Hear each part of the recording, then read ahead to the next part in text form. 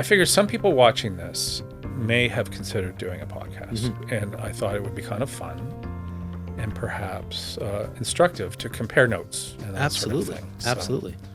I really wanted to do it. I wanted to, again, put my middle finger up at the whole pandemic thing. I really missed interviewing, but in person. I want to do them in person. What's your thinking on doing your current podcast just as a Zoom thing? It's easy, I guess. You guys don't need to be in the same place. So this is an interesting story because my podcast,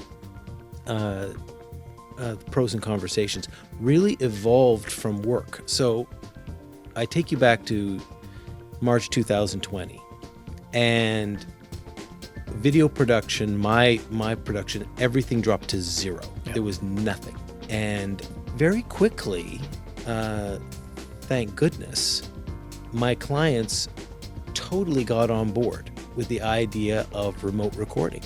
And it started with their executive directors just talking to their staff. Here are our COVID protocols. Here's what we're doing. That changed into actually programs and training, and that they would want to reach out to their membership and say, so it has evolved in the last 2 years to where, 80% of the work that I'm doing is recording everything via this. I use a program called Riverside FM, which is similar to Zoom. And it's been wonderful because not only are they able to turn things around very quickly, but they're able to get experts and people from all across the country. The world, yeah. So there's no travel. Well, the technology is amazing. There's no doubt about it. And the quality is so good, and the internet is so fast, and the cameras and the sound, it's amazing.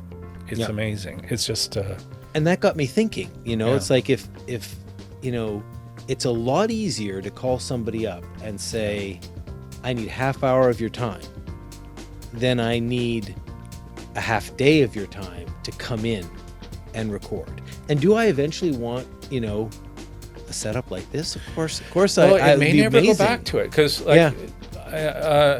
there's something about in-person interviews because imperceptibly we're picking up each other's cues. There's subtle little. I can make little comments. You can make little comments. It's where.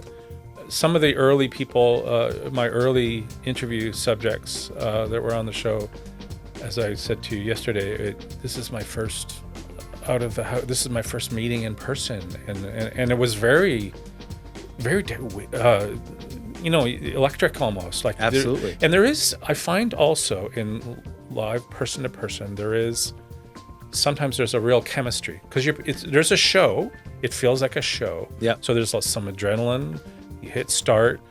And so I think some of the interviews are better in person than they would have been in that kind of disconnected 100% kind of thing, even though it works. Yep. It's one of those weird things.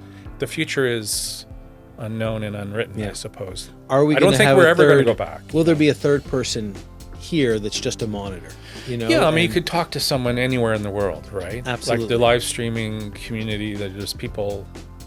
I follow people in Sweden and Portland, Oregon. They're all over the place. I guess I'm just a dinosaur, so I want to. No, it's exciting, and I think that it's definitely going to be some sort of a hybrid model. I think that the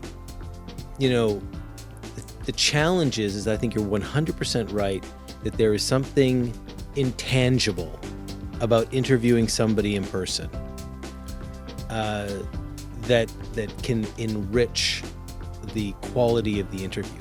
But I think ultimately that's going to be overshadowed by the convenience